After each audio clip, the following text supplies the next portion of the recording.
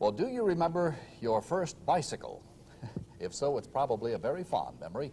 Tonight's neighbor remembers his was an old coaster bike with half a handlebar missing. There was just no one around to fix it. Today, he does the fixing, though he never dreamed he would. Tom MacArthur joins us with the story in tonight's edition of Neighbors. Real nice story to get this first week of school started. As you know, as we just said, school begins this week for many kids in the area. A good number of them will be riding their bicycles to school. But bikes break down, and who then to fix them? For the past 25 years, tonight's neighbor has done the fixing. He fixes the bicycles, and in a way, the bicycles fix him. Ask anyone in St. Mary's, Idaho, where the bike shop is, and they'll point you to this place. This is the locally famous Bandarab Bike Shop, and Ernie Bandarab is the bicycle man. This one was brought in yesterday, and little boy about that high. They wanted it fixed, and when the boy went out the door, he says, "My bike, my bike." So that's the joy of it all. Ernie and his wife Edith moved here from Montana in 1947. They started a ranch and expected to retire as ranchers. 25 years ago, Ernie had a pulmonary embolism. His blood literally clotted in his heart. He had to put his dreams of ranching on the shelf. Ooh, don't go Then around divine providence, he says, intervened. I was sitting here at home, nothing to do, and I hauled out an old load of old bikes he picked out of the dump and said it was something I could work at. So I set up the table and stuff here, and I've been working at them ever since. Ernie gets his bikes from every corner of the county. He works, on average, 10 to 12 hours a day fixing them up. Ernie reckons he's fixed 300 bikes a year for the past quarter century. That's a lot of bikes. If you hadn't have found bicycles, any guess where you would be right now? 6 feet under. No kidding. Nothing else I could do. I couldn't stand on my feet, I couldn't walk, and I was in misery all the time. And this is the only thing I honestly believe that would have worked. Ernie charges for working on the bikes, but not as much as you might think. He remembers one boy only had $1 in his pocket. By coincidence, that's exactly what Ernie wanted for fixing the bike. The joy that I've really got is it's kept my mind occupied and get off of the pain I'm in, misery. And then just the accomplishment of being able to rebuild them and make them work. And Ernie Bandarab, tonight's neighbor. Special thanks tonight go to Valerie Johnston for suggesting Ernie as our neighbor. You can suggest someone too by writing us at Neighbors, Post Office Box 8037, Spokane, Washington 99203. There's a man definitely with a heart of gold. Oh, yes. Is he a little disappointed not being a rancher? I really don't think so. We started to wax philosophically about that subject, and as we got to talking, the sound of one door closing merely masks the sound of the next door opening. So you just take your opportunities and advantages where you can get them, and I think he's turned out better all the way around. Seems to be very happy. Very happy. Makes a lot of people happy. Yes, indeed. Thanks, Tom. And still ahead on KREM-2 News, we'll have an update on concerns about a case of contaminated blood from an AIDS patient. But first, today's closing gold and silver prices.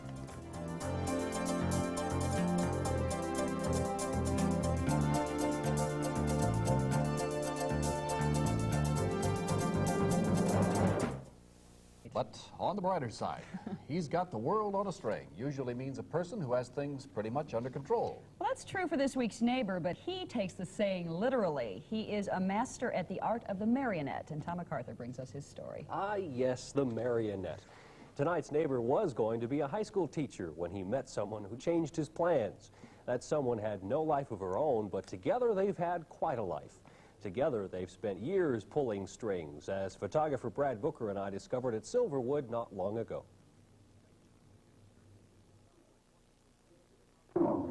Mr. Rex Castle, welcome. We're coming out. Go for it, Rex. Rex Castle has the world on a string.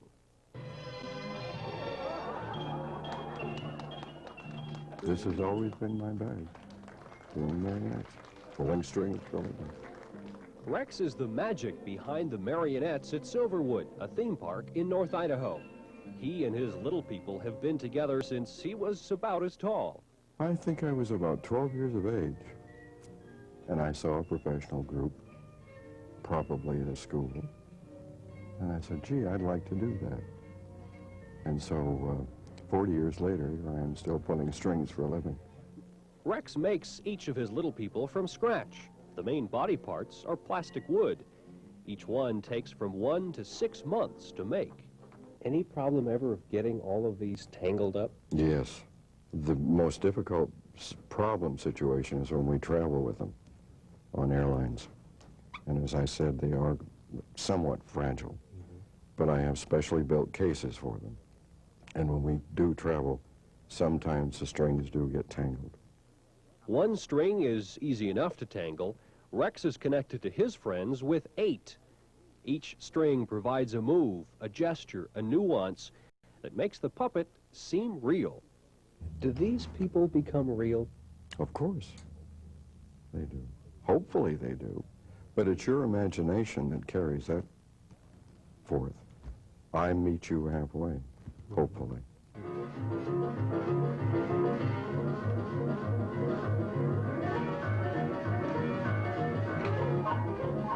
Pure entertainment.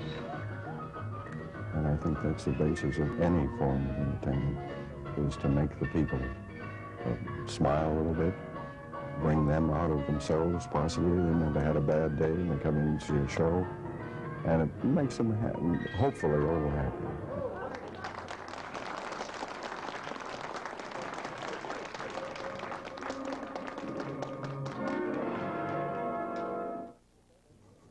As Rex would say, that's one hot piano. Rex Castle and friends, tonight's neighbors. Rex always wears black when he's performing. As a result, he's virtually invisible during a show. With all due respect to the marionettes, it was a pleasure to swing the spotlight to the man who pulls their strings. So who's really the star of the show, though? I asked him that, and he says, really, that's a question for the people in the audience to decide. I imagine if you asked Rex, he would say that the puppets are the star of the show. In a way, they're his way to get himself onto the stage and let people know what he's all about, because each of those puppets has a little piece of Rex inside of them. You just kind of wonder which ones. Good point. Yes. Nice job, Tom. Ahead on KREM-TV2 News, a pair of Seattle restaurant owners show us that settling a dispute is as easy as tossing a coin. But first, a look at today's closing prices for gold and silver.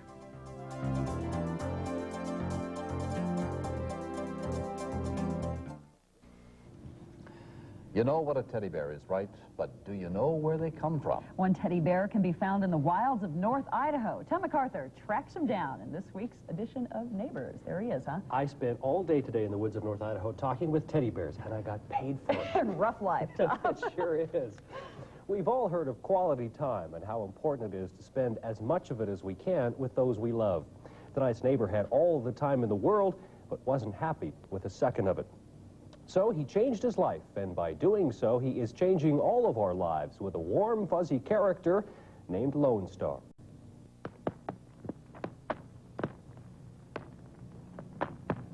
In the Selkirk Mountains of North Idaho, you will find a bear like no other.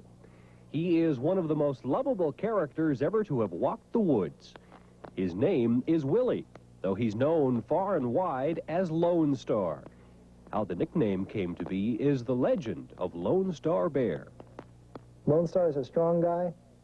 He doesn't have bandoliers across his chest, and he doesn't have bazookas sticking out of his hip pocket, but he'll take care. He finds a way to be positive and take care of those kids. That's what I want. And Howie Morris. In the 60s and 70s, Remy Kramer worked his way to the top in Hollywood. Commercials, documentaries, films, he was doing it all. 8 years ago, he put it all on a shelf and ran away to North Idaho. Here, he's his own boss. He creates his own deadlines, and he's responsible from start to finish for his own creation. Say that it's marvelous to feel like this is mine, and I don't have any encumbrance upon that. There's nobody that helped me evolve him. I did it, and now I'm willing also to take the rap for him. If he's not good, that's my fault. But on the other hand, if he's good and if he can grow, I want to grow with him. Lone Star Bear is patterned after an animator Remy met in Hollywood, a big bear of a man who was, inside, a teddy bear. From there, Remy created a character much like himself, someone who loves to go fishing, likes to travel and explore new places, and works to make the world a better place. I really love kids. I think they got a hard, impossible show to face up to. I didn't have the drug scene when I was a kid. I didn't have a lot of the pressures and the problems that are endemic now in the kind of absurd society that kids grow up in. And this is, if you will, my nickel and dime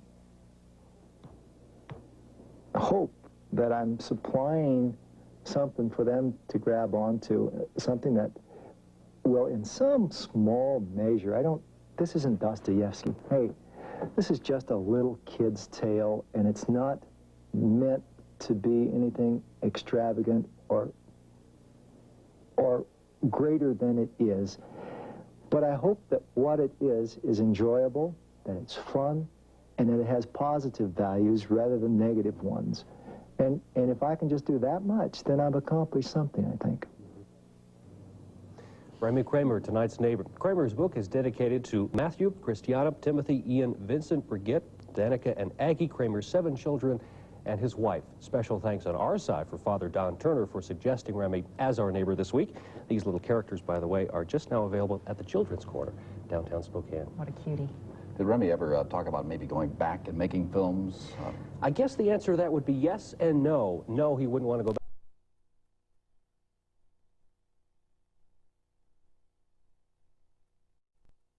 The actual big screen, so he's talking about turning his books into a movie and thereby sharing it with a greater audience and letting kids really know what Lone Star is all about. That's a legal bear. He's even got a fishing license on his hat. That's right. He's ready to go. Thanks, Tom. Nurses at the region's largest hospital are deciding whether or not to accept a new contract tonight. The 2-year contract will decide the future for over 800 nurses at Sacred Heart Medical Center. The votes will be counted in just about 1 hour. Tom MacArthur joins us live from the hospital where the nurses have been voting all day long. Tom? Charles and Peggy, indeed, nurses have been voting here at Sacred Heart's Providence Auditorium since about 7 o'clock this morning. They'll conclude their voting at 6 o'clock and count the ballots shortly thereafter. What they're considering is the final of 4 proposals from management here at Sacred Heart Medical Center, deciding their future here at the hospital. Now, the nurses have been wearing green ribbons as a symbol of their solidarity, also as a symbol of what they want more of, money. Here's how some of the negotiators would characterize the recent talks. They were difficult. We had to have a mediator in order to get any movement at all. And then when we did, the movement occurred at the 11th hour on Wednesday at 8 o'clock. We finally saw enough money on the table where we felt like they were really finally moving. And I said, that's all we're on offer you folks. This is it. So here we are. Pros and cons of the new contract are outlined on 2 chalkboards.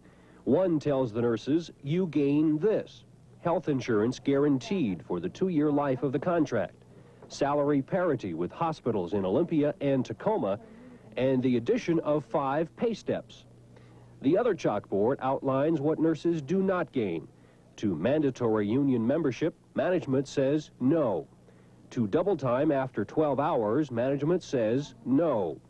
To raises tied to the cost of living, management again says no. The Washington State Association of Nurses is not making any recommendation to its members how to vote, but individual members have clear opinions. I don't think they've offered us what we really wanted. I think they can do better. I really do. There's a lot of areas that they fall short in. I've been here long enough that this would give me a real super pay raise. And I feel like I would be comfortable with what they're offering. The fog drifting over Sacred Heart Medical Center is fitting weather for the ballots that will be counted here tonight. Union organizers say the vote could go either way. There is more at stake here than the future for nurses at one Spokane hospital. Indeed, today's vote suggests the future of nursing in the entire region. They're all going to have to match what we get because they have to stay competitive in this city. And that's, we kind of common knowledge, we negotiate for the whole city. Even though, you know, they don't pay us dues, but we do that. And then Deaconess will match it dollar for dollar. In the long run, or they'll lose their nurses to us. Now, we've contacted the management here at Sacred Heart. Every time we've done a story on these negotiations, they maintain their position of no comment until everything is said and done and inked on the bottom line, so we cannot share their side of the story with you here tonight. Joining us live here is Carol Lawton, who's been involved with the negotiations from the very beginning. Carol, give me a sense of the turnout, the percentage of actual union members who've turned up to cast their ballot here today. Well, I don't have a percentage for you at this point because we will be open until 6 o'clock, but the negotiating team is really gratified. I've never seen a turnout this heavy. Everyone is here, they're interested. People just came in from cross-country skiing in order to cast their ballot. So, how would you categorize or have they labored and really thought hard and long about which box to cross? Well, I think that people have thought a long time. We've had the proposal since last Wednesday, and they've had a chance to look at it, to go over it, to ask their questions, and they've put a lot of thought in it. When they come in to us today, pretty much they've made up their mind, they know how they're going to vote, and they are really emotional. I mean, this is a big issue for them. Carol Lawton, a member of the negotiating team, thank you for joining us tonight. Again, we should know the answer probably another couple of hours from now as they begin counting the ballots around 7 o'clock. Charles, Peggy? Thank you, Tom. Tom MacArthur, live from Sacred Heart Medical Center. Well, Santa may have returned. You've seen them time and again in this broadcast or on the post office wall. The pictures and sketches of people wanted for crimes. What you probably haven't seen is how those sketches are made. One of the best police artists in the country lives right in our own backyard, a place where you'd expect to find one of our neighbors. Tom MacArthur joins us with her story. Yes, the woman who draws these pictures right here. If you watch Quincy just before our newscast on most weeknights, you know what forensic medicine is all about. Forensic describes that which can be used in court to prove a person's guilt or innocence of a crime. Tonight's neighbor is a forensic artist, one of a few in a relatively new field. She can take the physical evidence or the memory of a crime and draw you a picture of who done it. That's only the first surprise as we meet tonight's neighbor.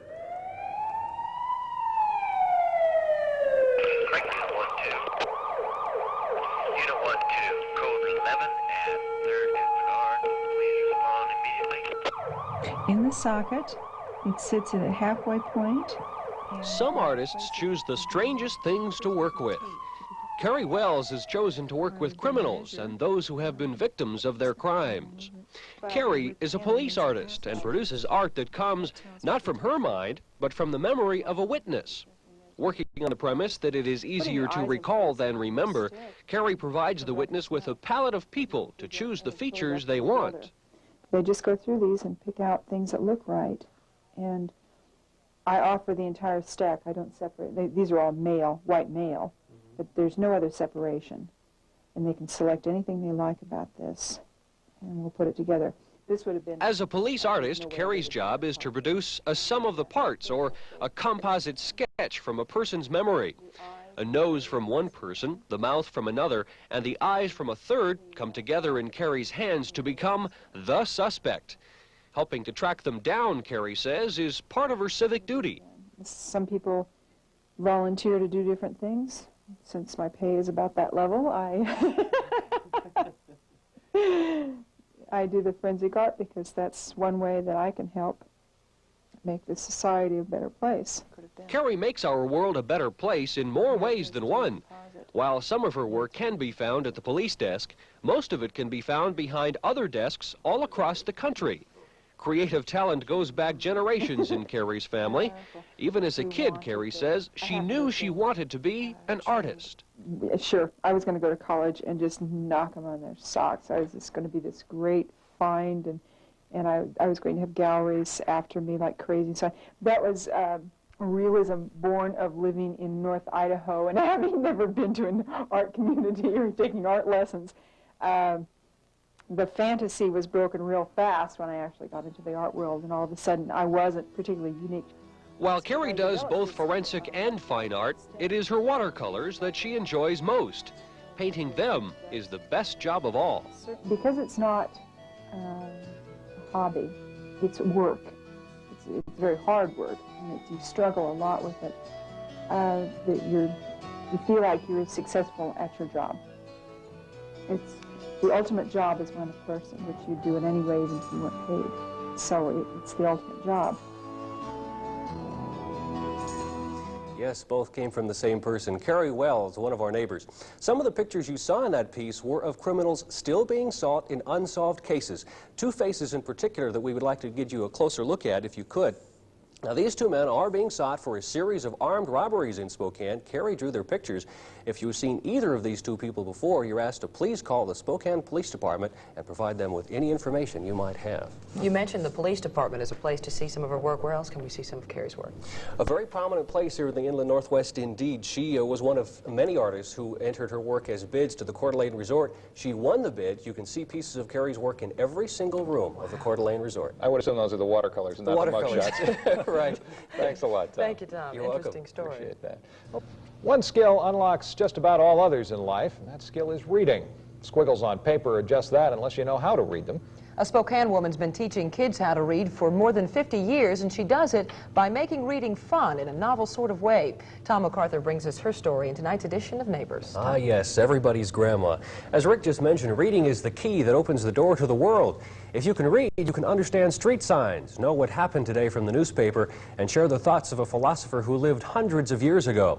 Those who can't read are missing out on a great deal of life. That is the premise that prompted tonight's neighbor to write a book and develop a game to teach people how to read.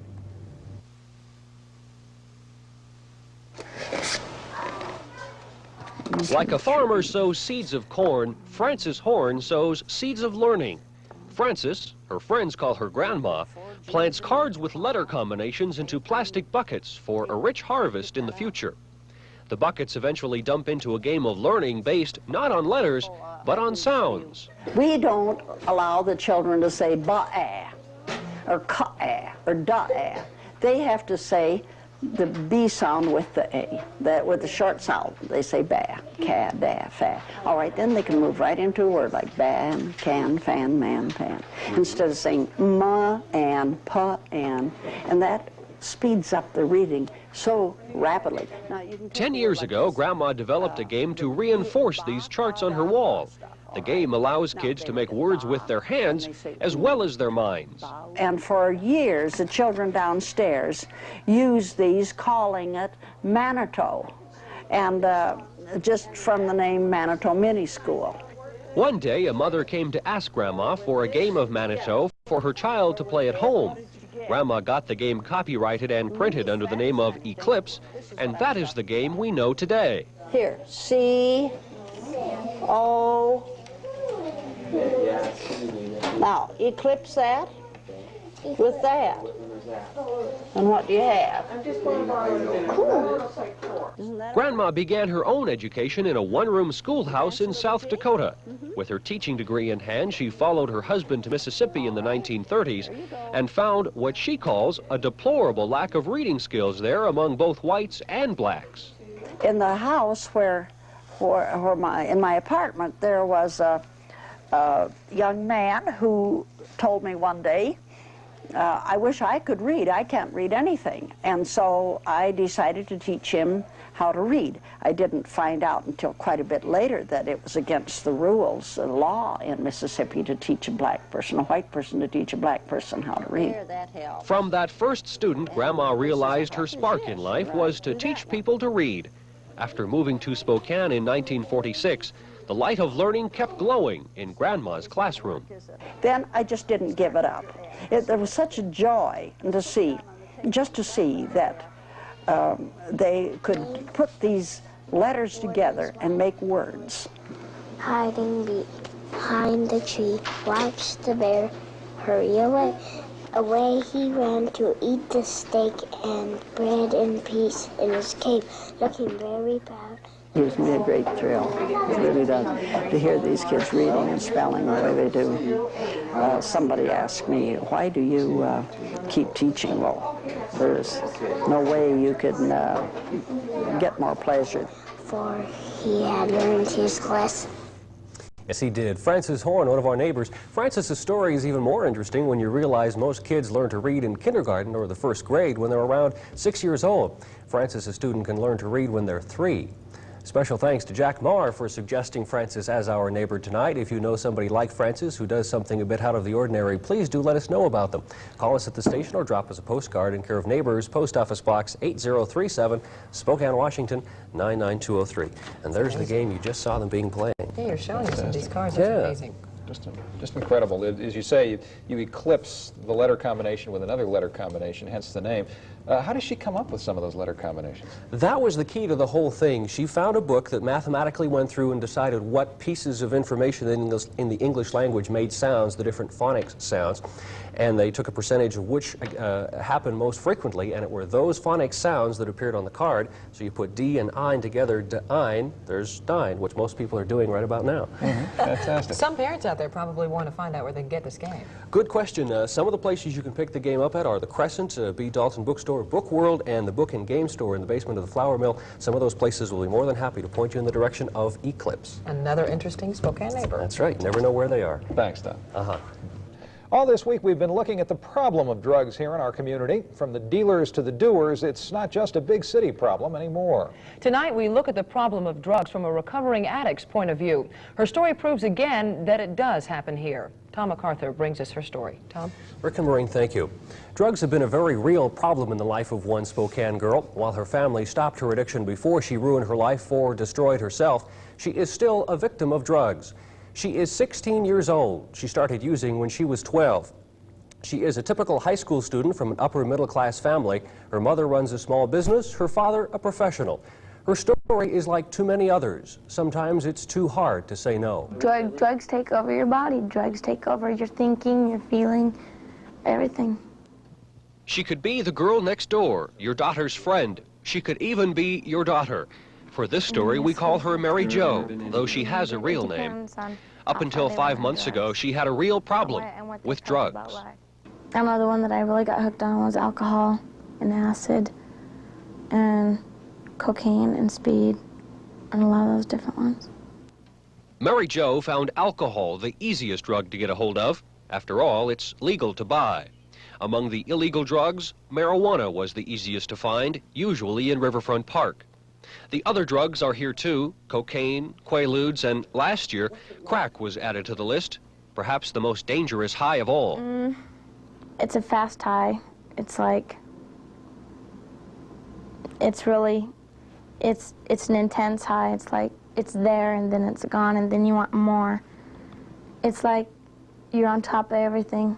It's like you can demand everything. Mary Jo says drugs make you feel good, so good you want to use them again and again. Getting started with drugs was not something Mary Jo planned to do or wanted to do. She kind of fell into it, fell into a very deep hole. Friends at school, in junior high especially, at school the friends would ask you to try it, and then you would be scared to, so you say, what the hell, and you try it, and you end up liking it, do it more and more. Was there ever a feeling, I shouldn't do this? Yeah. Then why did you do it? Peer pressure. Is it too hard to say no? Yeah. Mary Jo says just about everyone in high school has been exposed to drugs, even if they don't use them. She has seen kids on drugs as young as 9 years old, who usually get involved through older siblings. If you're ever offered a drug, Mary Jo wants you to remember this. Don't do it. It's not worth it. Some good advice. For all the drugs she used, Mary Jo never bought any. Most of what she used, she says, she got free at parties. Mary Jo says most parties are organized by boys who think it a status symbol to have a lot of girls around. The drugs are offered free as an incentive for the girls to show up. Mary Jo's addiction is being treated by the people at the Deaconess Care Unit. Leslie Donovan will have more on drug treatment programs in the final part of our series tomorrow night. Are there signs, Tom, that teens and parents both can look for of drug abuse? There are indeed, and the parents have to be very watchful of them indeed. Mary Jo had an older brother who had drug problems, and her parents thought they knew the symptoms. But sadly, they did not, and they repeated themselves with Mary Jo. Some of the symptoms that Mary Jo passed along for parents to look out for are attitude changes, the change in the circle of friends that your son or daughter may have, Your child will become withdrawn from both the family and their circle of friends, and they're always never at home. So those are some of the signs that you can look forward to. If your son or daughter has any of those, sit down, talk with them, and find out why things are changing. It may be because of drugs. That is good advice. Thanks very much, Tom. We wish her luck in her recovery. We do indeed. Thank you.